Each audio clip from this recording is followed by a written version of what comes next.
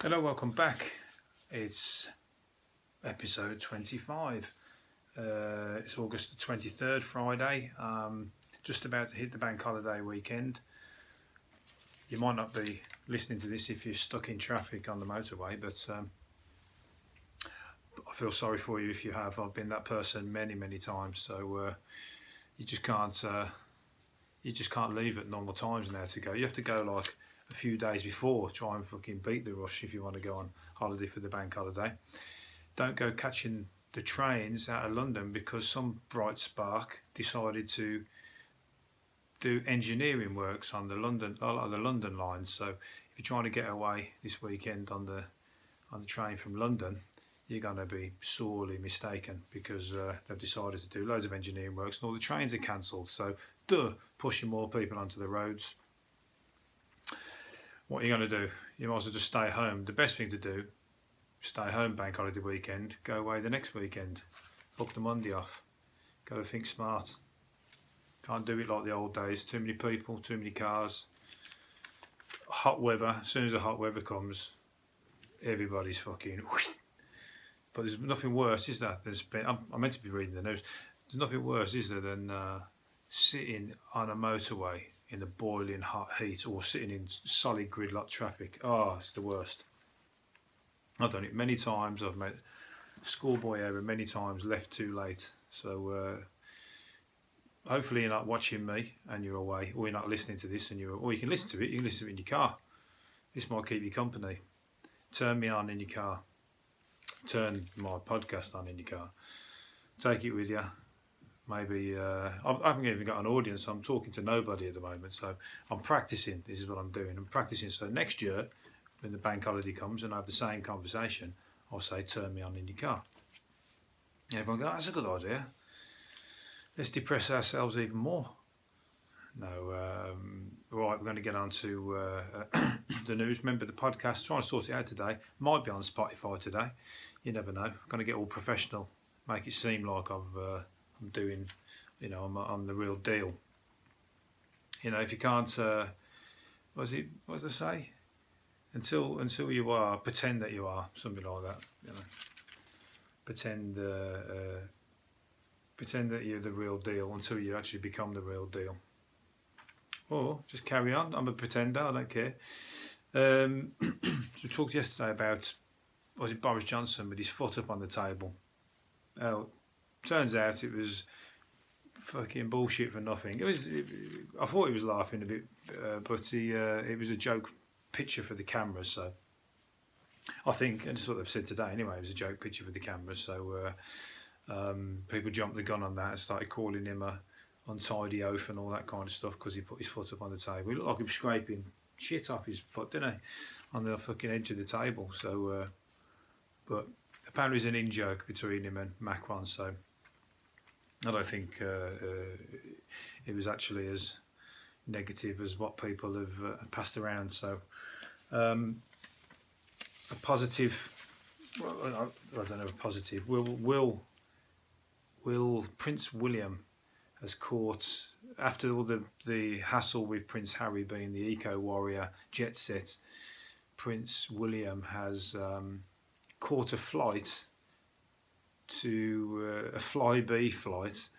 from Norwich to Aberdeen for £73 a ticket, and he's caught and basically sat with all the general public. So that's pretty good that he did that. It's probably like, I wonder if he's thinking, "Oh, fucking bastard, I'm gonna have to do that now because I can't go and jump on a private jet like I was gonna." So I've got it. Or is he actually already? Is that the first time he's ever been on a Flybe? Because I think he's been tucked up there. He's got to do it, isn't he? But at the same time, it's a good thing. He's showing that he can do it. He's showing that it's fucking possible. It's possible.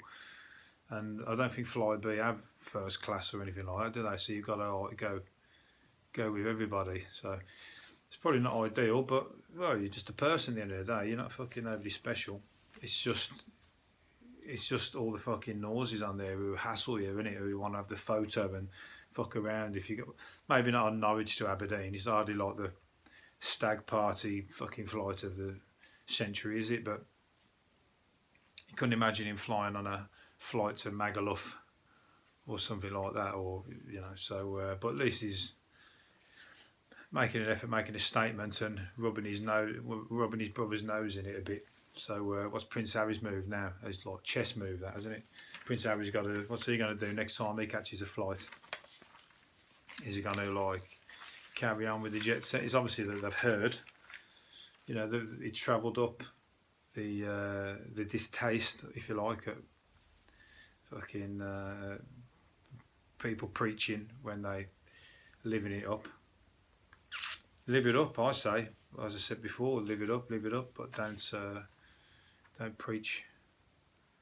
EasyJet have grounded a pilot flying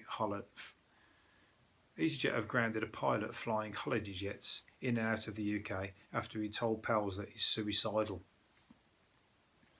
Oh, it's a bit depressing, this one, isn't it? But he's like fucking. The reason I pulled it out was because he's not losing his job, but at least he's come out and said that he was feeling that way, and he's been taken off duties, and he won't be allowed back on duty until he's deemed to be fit. But he could still get over it and be.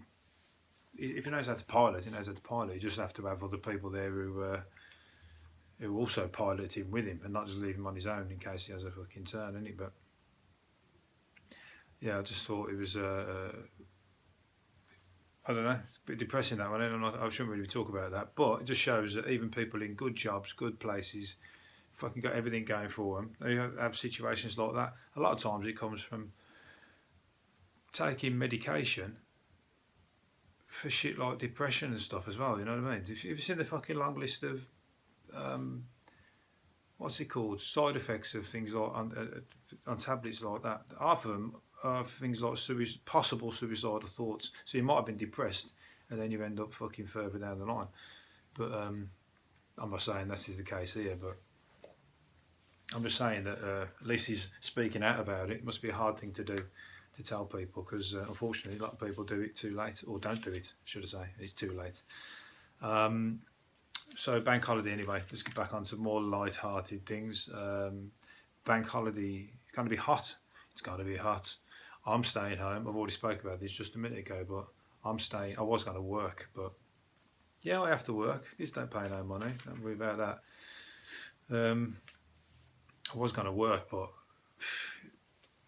I don't really have to. I do if I want money, but I don't really have to. You know why? Because nobody's telling me that I have to, so I have to make that decision myself. And unfortunately, I'm the best boss in the world, because I'm like, yeah, fuck it, take the weekend off. Just, give yourself a pay rise, take the weekend off, enjoy yourself, have Monday off as well, come back when you fancy it. It's not as a self-employed person, that's not the fucking place, the conversation you want to be having with yourself, is it? You've got to have the conversation where get to work, earn some money, double money, stop spending. No, I'm the opposite. Talkie-walkies, Manchester have created walking lanes, or they're trialling out walking lanes, and are being tried out for the so-called zombie smartphone users. These people fucking wind me up as well. See, these people, they're making lanes for people who walk or walking. I did say the other day, people wasting a lot of time or getting stuck in queues and all that kind of stuff. Wasting time in their life, being 6 hours in a queue and all that. They did these kind of study on how people waste their lives. But so having your phone, it's a good thing. It's a good thing to be able to do shit whilst you're not doing shit, if you know what I mean. But walking, that's not. You shouldn't be fucking on your phone when you're walking. For starters, people will nick it. I mean, people are getting their phones nicked when you're walking along. Headphones in. But they're walking to you as well, don't they? They're annoyed because you can see you're watching. They're coming. They ain't looking. So I'll just keep in the straight line. I do, and fucking. And when they're seeing, they jump like that. But I could be the person who's out to nick your phone. But either that, or you fucking walk in front of a bus or something like that. So they're just walking along, fucking watching, I don't know, pop videos or whatever other bullshit. But still, do what you like. I ain't bothered. You're just pissing me off. That's all. But you're well, you are. I am bothered, obviously, because you're pissing me off. But them lanes, they're doing these walking lanes. They're probably, how many people are just going to be in the wrong lane or is going to drift, aren't they? But that's specifically for smartphone users. Stupid. It's just encouraging people to sort of walk whilst on the phone anyway, isn't it? Anyway, do what you want. It's a free country. Just don't do it in front of me. Okay, so speaking of walkies, what's this? Oh, walking your dog. There you go, walk your dog. Walk around the park with your dog, that's alright, because you're fucking waiting for the dog pissing about, ain't you? But people stand and just piss about on the phone a bit. But yeah, walking your dog, it's good for your health. Oh, just walking, isn't it? Of course it's good for your health. Chasing your dog around, it's good for your health. Picking up dog shit, not so good for your health.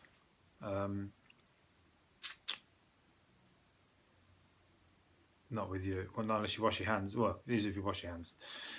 Okay, gizmo foot. Talking of dogs, it feels like I put these in some kind of order. I haven't.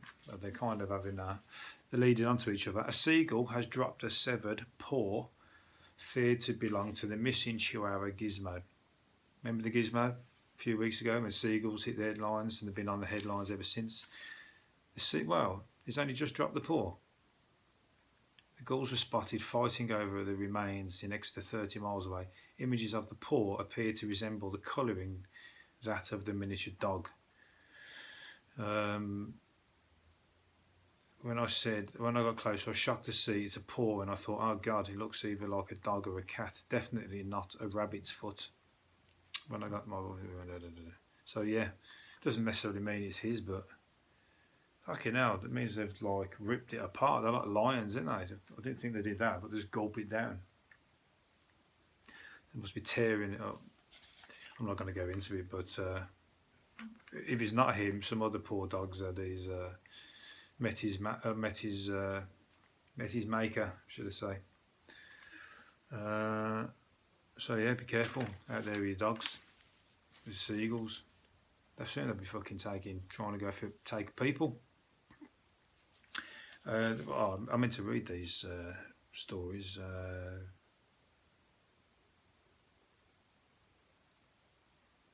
No, I ain't got time to do it. Well, I'll have to come back to them. I was going to talk about the girl who flew to Ibiza after having a few drinks and didn't know where she was, and then ended up on a flight to Ibiza to meet some friends, and she was meant to be at work the next day. It's good to do shit on the whim like that. Just fucking, you know, well, I'm just going to do it, but not when you're pissed. I've done it before. You know, things like that, where you just find yourself in all kinds of situations when you're that crazy brain that you've got when you're drunk, or when you're incognito or whatever. You talk yourself into doing all sorts of strange things, and there's a big long list of different things that people have done, but I've meant to read them all first, but I haven't had time, so let's just pick one random, just as otherwise I wasted the time, haven't I? Middlesbrough blokes Philip Boyle and Jamie Blythe went for a quiet beer in 2015 and ended up in Thailand. I wonder what that conversation was like when they were pissed. The booze up pair became an internet sensation after they decided to head to the Far East country to join some pals who were there, only packing a Tesco carrier bag full of t-shirts and underwear. That's good, it's on a whim, isn't it? Well, if they took the money, took the wallet, I bet they didn't take any time money or anything. I bet they're going right shit when they got there. But I bet they had a good time as well. Monster Mash It, a farmer's unveiled. No, just come back to that one. Ricky Hatton on holiday. The other day he said fans were fearing for his life, and he said, we've all done it. This is what I said. He's reassured fans it's all good. He was just pissed. He was on holiday in Tenerife, and it was just one night, wild night during a 10-day holiday. Of course, he was pissed out his brains, running around with his t-shirt over his head, and people were going, oh, I fear for his health. Have you seen yourselves sometime? Take a camera and put it on yourself. Has your friends never said to you, well, your friends don't tell you, do they, that you need to tone it down a bit? Probably not. Well, you're probably a stuck-up person who's fucking don't get pissed or something. You're stuck up because you don't get pissed, but you know, don't realise that it's possibly just a drunken night out. Obviously he's been a prat, but whatever. Don't hit the road till night. Done that one. Stephen Fry's looking good. Stephen Fry's lost 5.5 stone in 4 months by taking long walks and eating sensibly. So if yesterday I was talking about people with the dad bod who are getting depressed because they've got a dad bod and they want to change their body. Well, Stephen Fry can do it at 61. There's a picture of him looking all skinny. That's it, yeah. Lost 5.5 stone just walking and eating sensibly. So it looks good. So there you go. No excuse. Anybody who's sitting on the couch going, "Oh, I'm fat," pass the fucking oven chips. You can't. No excuse now. So, well, just saying that you can. Just got to do it, and getting laid on the first date. Sex on the first date is dying out. As Brits wait until night out number 7. Frisky singletons are most likely to get lucky in East Anglia. We're putting the fucking pin in the map on these different locations. Yesterday, Dangleton, I was going to say then, what's it called? Dagenham was called the sexiest place in England, which it ain't, and I've never been there. I'm just giving my opinion. No, it ain't. Based on sex toys sold, that was. But frisky singletons are most likely to get lucky in East Anglia, where sex is on the cards after just 5 dates. Wow. Ooh, there you go. Get yourself let's all move to East Anglia. Sex is on the cards after 5 dates. 5 dates is quite long, isn't it? I mean, not necessarily. It's different. Is that the rule up in East Anglia? 5 dates? But in London they will have to. What if you wait 4 dates and then you decide you don't get on? You're like, fuck, all that money, time, and then you just deaf it right before. You got to at least get something out of your 5 days together, or maybe not. Maybe you just think, oh fuck that, don't even want to go there after the 4th date. Maybe I don't know. I'm digging a hole, maybe, I'm not sure, but you get where I'm coming from. I suppose people usually get into 2 or 3 dates, think, oh, this is all great, and then find out the 4th date, which is after the deed, then you don't like them, or maybe fucking the lust drops off a bit, and then somebody starts going, come on, you pay afterwards. Fucking, I'm not paying for everything. If it was before, they were like chucking the money around and stuff like that. That's the men, that is. I don't know what comes from the women. What am I going on about? But in London, they have to wait almost twice as long. Fucking hell. 5 dates in East Anglia, in London. 10 dates. Who are you kidding? This is like some kind of fucking job interview, like a trial. You know, when you get a job and you got a 2-week trial period. Who's kidding? This is not necessarily from just the women. This might be the men putting it on as well, but waiting 2 weeks. No, not 2 weeks. What is it? 10 dates. No, sorry, that's ridiculous. That does not. But do not expect to hear "I love you" at the same time. Well, if anybody said "I love you" within 10 dates, that's fucking just as weird as well, isn't it? Who wants to hear that? Do you know what? I think I love you. We've only been to cinema a couple of times and fucking crazy golf. Come on, back off a little bit. Give us a bit of space. Can't breathe. That does not come until date number 11. Fucking, they ain't far behind. I love you comes roughly around date number 11. Really? And or number 12 for men. Or number 12 for women, according to dating app Happen. So Happen is where you're going to find all the fucking desperados in, by the sounds of it, if everyone's dropping those kind of lines that early on. Or am I just too relaxed, too chill? I don't know what the deal is here. Maybe I'm off the Out of practice, half of the men polled still believe in the traditions of ladies first, opening car doors and paying the bills. That is despite 37% of single women saying the bill should be split versus 19% of men. Anyway, let's move on. So yeah, how's your dating experiences going? Do you pay? Do you not pay? Do you split? You got to do a bit of both, ain't you? A bit of everything. Sometimes somebody hasn't got the wallet with them. She might pay. You know, she'll probably say, "I ain't fucking doing that again," or you know, let's swerve the ivy and go to what's it called? No, or the other way around. He might take you to the. We'll split the bill when we go to the ivy, and then fucking I'll pay you when we're in Spud You Like or somewhere like that. How educated. Well, where you going on dates? Where somebody took last year, people were taking Valentine's Day, worst Valentine ever. Relationships have got to have ended soon after, but took. When Greg said that they were putting tables and chairs out in the little Greg's thing, and people were having Valentine's Day, like with a knife and fork and that, and a sausage roll. I don't know if they had any beer or wine or whatever, but it's got to be the worst ever. You know, even looking back on that as remembering, when you're two old people still together. Remember when we went? I took you to Valentine's Day to Greg's. I'd be like, I'd rather fucking forget that. Thank you very much.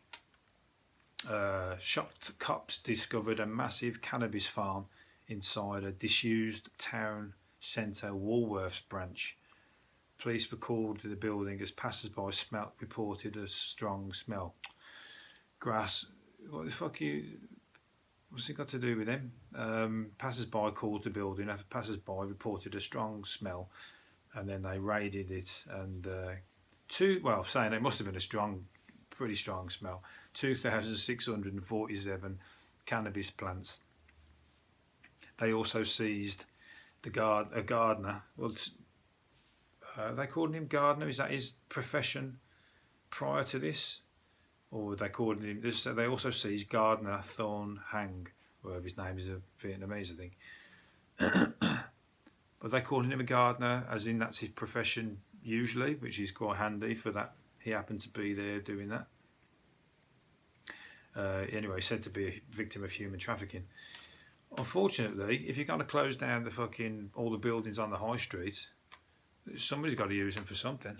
Oh, my battery's dying. Hopefully I'm going to get through this without my battery dying, otherwise I'm going to have to blend it.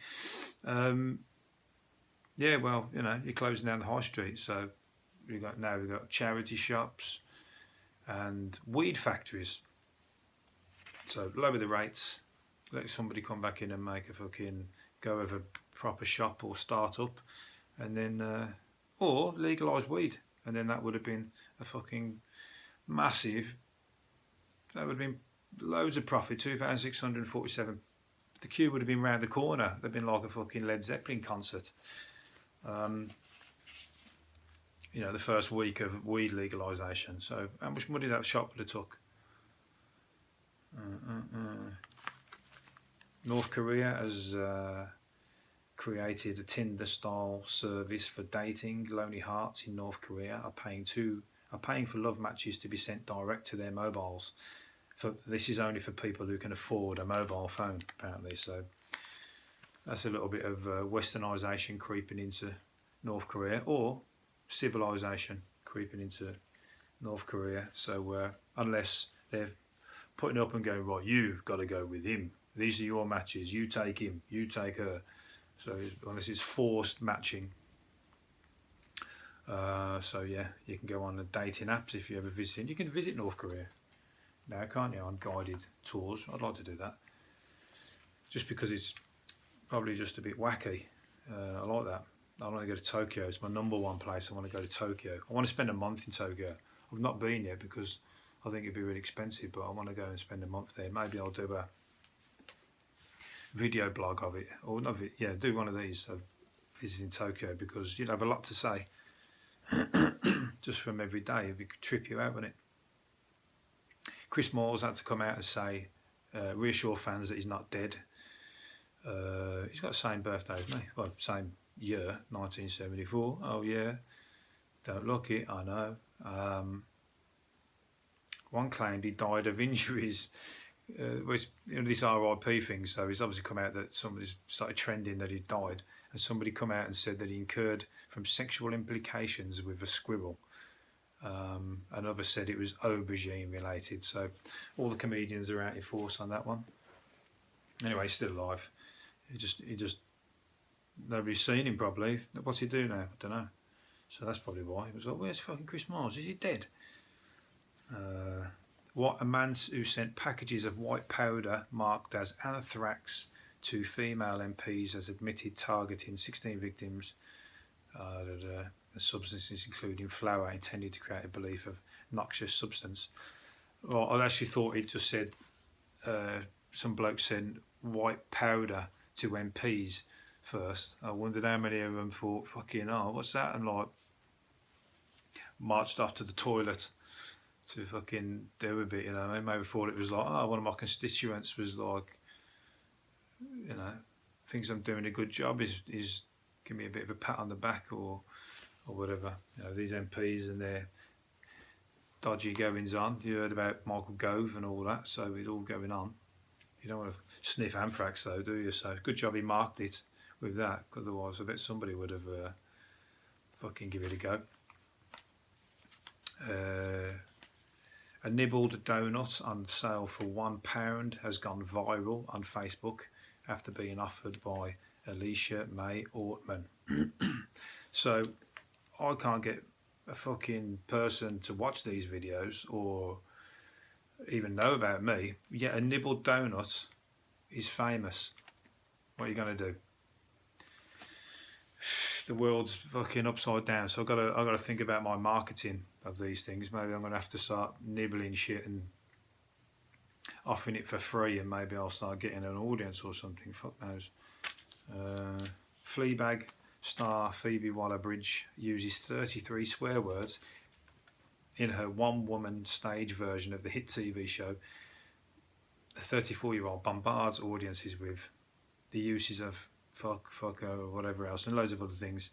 And somebody said they were quite shocked. They expected a bit of swearing. They were shocked. I think that is an hour or hour and a half show. I think I've used more than that just in this half an hour video. So I don't think I'll be going to the West End anytime soon if people are going to be moaning about that. You know what it is. It is what it is. You're going to watch it. If you don't know the programme, don't fucking watch it. Oh, if you don't, you get what I'm saying. A leather fetish club has been saved in London for its important community asset. It is. Developers want to tear down the back street and build a 12-storey block of 46 flats plus shops. So this club is holding out. They'll go eventually probably, because you're not going to hold back on a 46 flat proposal when there's backhanders going on left, right and centre amongst the councillors and whatever. But anyway, it's holding out so far. Leather and rubber fetish gay club. Just reminded me, he's got that picture there of the guy, look. Just reminded me of that, one of the best film scenes in a film ever, Police Academy, when them two coppers run into the Blue Oyster Bar. If you haven't seen it because you're young and too young for those films from the 80s, the two coppers run into the Blue Oyster Bar, and all the guys all turn around and they're all like that leather clad thing and that was like when it was like, oh, it was just hilarious. It's fucking, and all the way through the films each film they find themselves running into that bar by running around the streets and end up in this Blue Oyster Bar, and the door's shut and all the guys like YMCA are all fucking circling them. Absolutely hilarious. Cracked me up, and that just reminded me of that, so I thought I'd use it to say something here. So right, okay, I think that is going to be it for today. So hopefully you enjoyed the video. Going to see you again. Just about made it before the video ran out of juice, so gonna make another one tomorrow. Might well be on Spotify. If not, it's on thegoodthebadthestupid.podbean.com. But why would you listen to it? You just watched it. See you later. Bye.